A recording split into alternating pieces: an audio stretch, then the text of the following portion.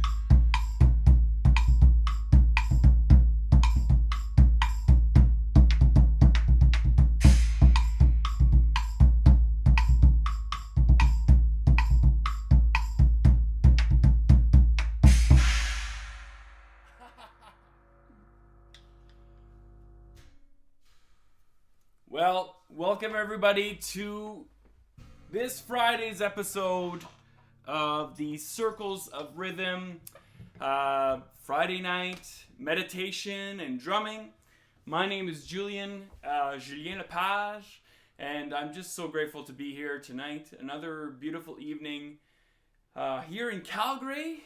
The sun is coming out a little bit, which is great, and we're hoping to get into some double digits for a little while here, because it's been cold and I'm tired of this weather. So as I bring my djembe back and I get ready for a little bit more drumming, I just want you all to just allow yourselves to maybe set the posture for this evening's drumming component, and it'll lead into Jamie's meditation. And the posture that I hope that you can have is one that, you know what, we need to find ways that we can just joy up. You know, Judy Atkinson, the founder of Circles of Rhythm, who did a beautiful meditation last week, used to say, joy up, everybody joy up. Bring the exercise, use the exercise of bringing more joy into your life.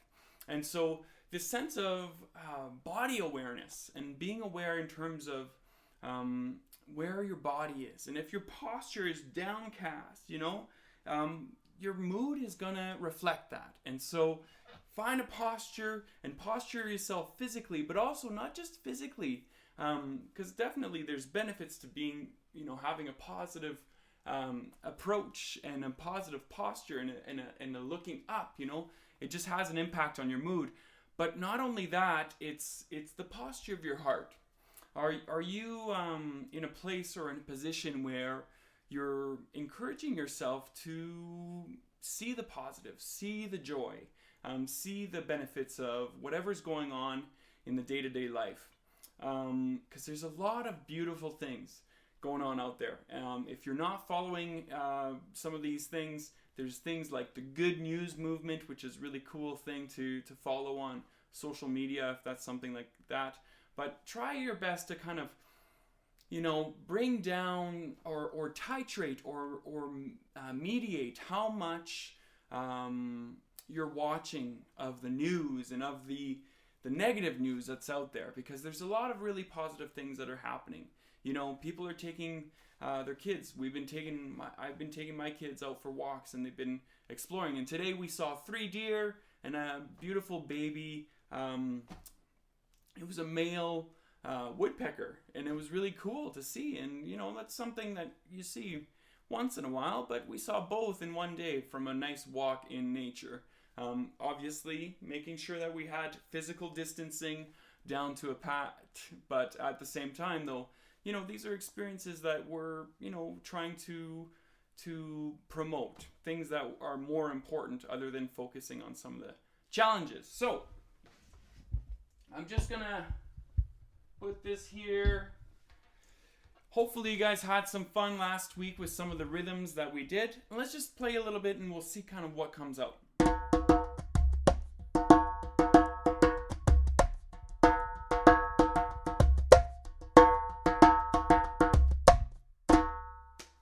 So some of you guys might have noticed that you have the bass tone, right, in the center of the drum, and then the middle tone, right, on the edge of the drum, and then the high tones with the tips of your fingers on the outside. But I like to cup. I like to kind of do a... So I do it with my mouth as well. I don't know if you noticed, but it creates a different sound, and I don't know how accurate the sound is picking up on it, but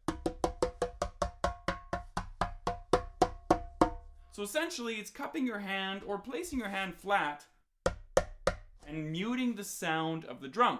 So what we can do is we can play a basic rhythm. So let's say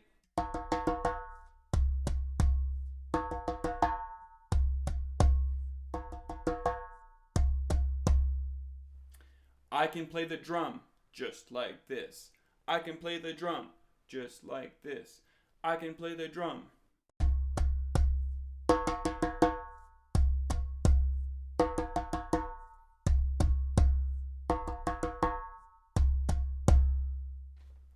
And incorporate the cup sound. So in between both phrases, and it's going to be a little bit of a pop, I like to add that a lot. It makes me, brings my joy up. So a little bit of a pop in between the I can play the drum pop, just like this. I can play the drum pop, just like this. Let's try it a bit slower.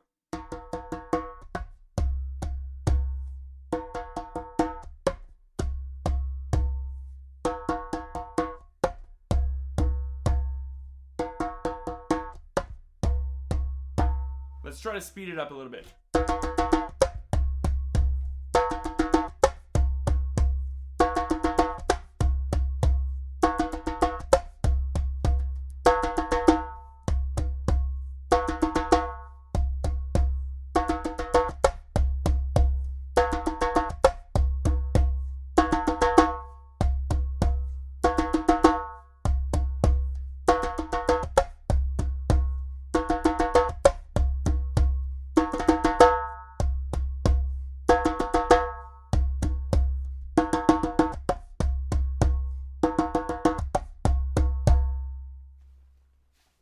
So that's a lot of fun to do, and you can mix it up. You know, it can actually take the same rhythm and you throw it in halfway through and it creates a different rhythm. It creates a 2-bar rhythm instead of just kind of repeating the same thing every single time.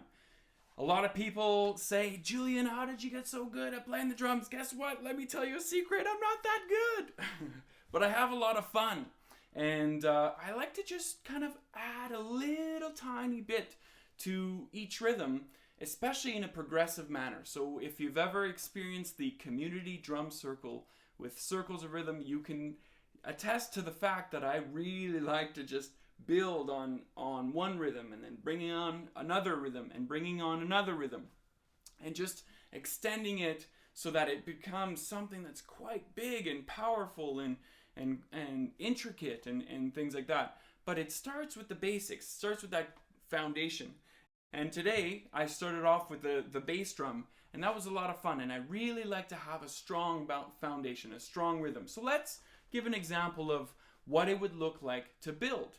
And when you're playing, let's play around with that body awareness, okay? So a lot of times my face is doing all sorts of crazy grimaces, but also my posture will tend to kind of turn inwards. So I need to just be really mindful to kind of move my postures, roll my shoulders back, and just allow myself to kind of joy up in my heart, in my mind, and through my rhythm. So let's start a nice steady pulse and let's see where it goes.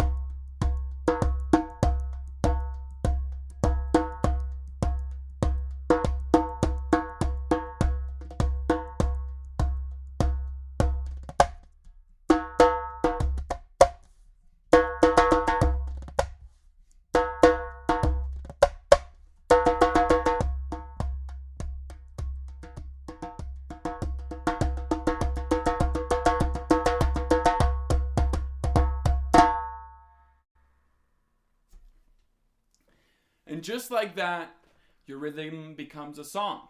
And for the most part, because I get a little distracted, but for the most part, they were small increments. They were small increments on the bass beat, and you had that bass beat for the majority of the rhythm, keeping you anchored into something. And then you had little phrases that you could end that indicated that one segment was ending and something new was coming in. And those just progressed naturally. They just kind of came through. And so as you play on your drum or play on your table at home, or whatever it is that you're using, even a pots and a pan, or a paint can, whatever it is that you're tapping on, just try to play around with creating phrases. It's a language. Drumming has been a language for thousands of years. It's the first form of communication. Music precedes verbal language. And so, this should be looked at as a form of communication. All right, let's see where things go.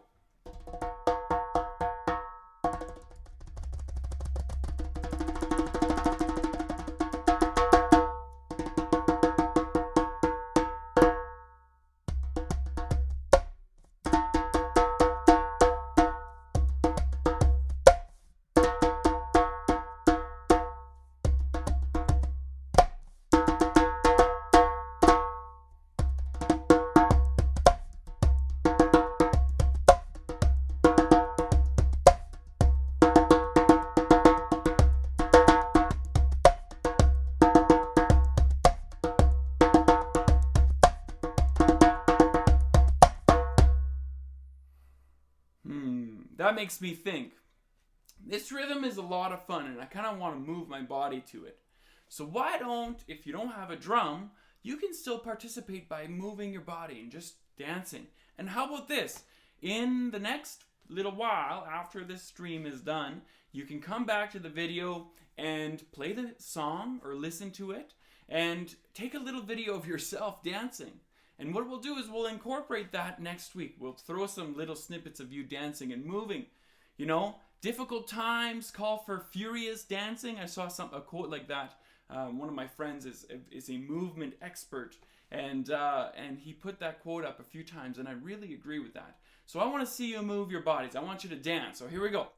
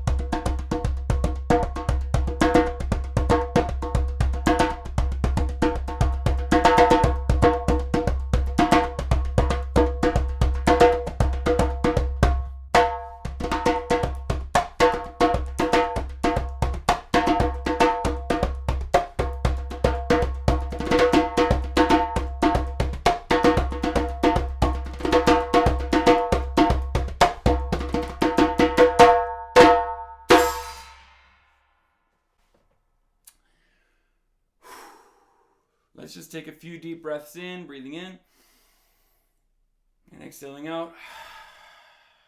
One of the things that I love the most about these things is that you can be drumming for yourself, you can be drumming for someone else, you can be drumming for the planet, and sometimes throwing an intention behind what you do makes it more meaningful. And so, I'm going to break out this little Shruti box here, and we're going to have Jamie join us. And I just want you all just to take a few deep breaths, breathing in and out. Just finding yourself seated somewhere where you can continue on with Jamie Gore. Here we go.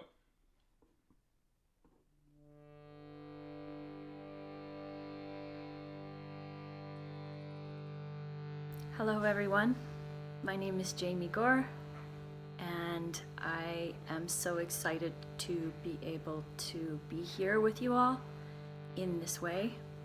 We're seeing a lot of continued concerns in this environment, and these kinds of ways that we can reach out to each other mean all the difference in the world. To me personally as well, as we are continuing with the physical distancing. So this evening, I'm going to share with you some lovely techniques that work very well for meditation. Late last week, I was participant in an online Zoom meeting with a beautiful pair of humans that brought us together to practice and to get ourselves into the flow. One of the co-leads, her name is Ruth Leffen, and I just have deep respect for Ruth. She practices body in motion, ecstatic dance.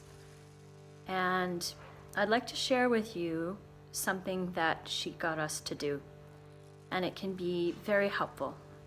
I also have a couple of other ideas up my sleeve, so for the next little while, I hope you enjoy being a participant where you're at. So first things first, what we're going to do is soften our gaze or close our eyes and feel our bodies. So what we're going to do right now is a body scan. So what you can do is you can start to bring your attention to the top of your head. Just noticing your skull, noticing the skin. And just imagine that you could start to pour a liquid of awareness starting at the top of your head. And that liquid of awareness is going to pour down over your face, the muscles in your face around your eyes, and the muscles around your jaw. And just notice what is going on in these areas. Now this liquid of awareness is pouring down over your back, your shoulders, your neck, and your torso. Just noticing your body. Carrying down into your hands, your lower back, your abdomen. Bringing that liquid of awareness down into your legs, the top of your legs, the back of your legs, trickling down below your knees, and finally to your feet. Now what we're going to do right now is we are going to start at our feet, and you can continue to keep your eyes closed if you wish, to keep that sense of connection on the inside. But what I'd like you to do is I'd like you to start to tense up your muscles, starting at the base of your body, which is the soles of your feet. Working your way all the way up. Your legs, your lower back, your abdomen, your shoulders. Hold your face. It's silly, it's awesome. And release. Now what Ruth had us do next is just shake that all out. Shake, shake, shake, shake, shake, shake. Thank you. That was beautiful. Let's just take some deep breaths.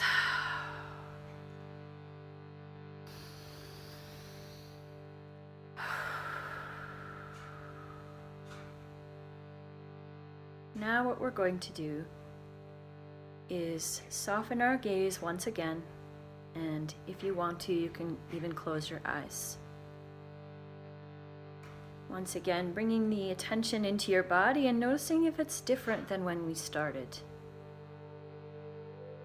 tension versus relaxation. Noticing if there's any remaining tension in any of your body, and just send some awareness to that part of your body. Now what I'd like us to do is I would like us to imagine one thing from the last week that felt like an obstacle to you. And just imagine that that obstacle is in front of you. Now what I'd like you to do is I'd like you to imagine that your attention could flow around the obstacle.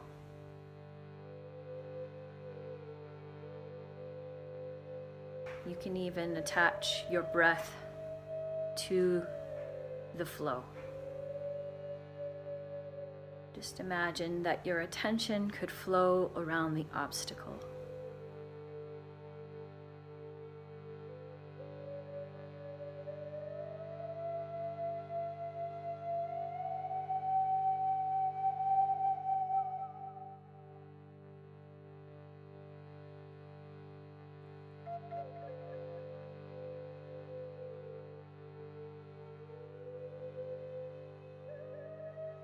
Taking 2 more breaths here. Just flowing around the obstacle.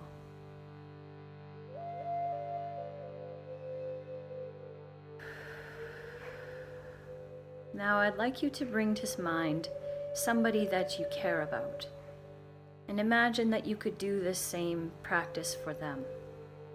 Just gently holding them in your awareness.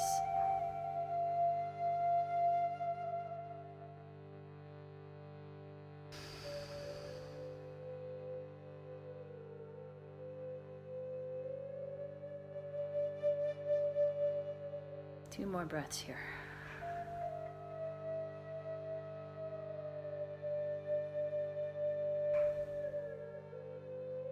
Now finally, imagine that your flow of awareness could send support to the entire planet.